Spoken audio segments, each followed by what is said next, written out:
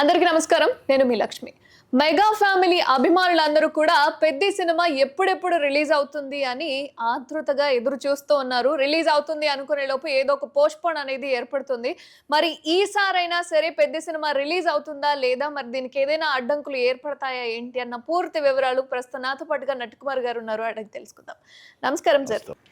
Sir ఏంటి sir Peddi release అవ్వబోతుంది. మరి దీన్ని కూడా అడ్డుకోవాలి, ఆపాలి అన్న ప్రయత్నాలు జరుగుతున్నాయి అని తెలుస్తుంది. మరి దీని టికెట్ ప్రైస్ ఎలా ఉంటుంది? థియేటర్ ప్రైస్ ఎలా ఉంటుంది?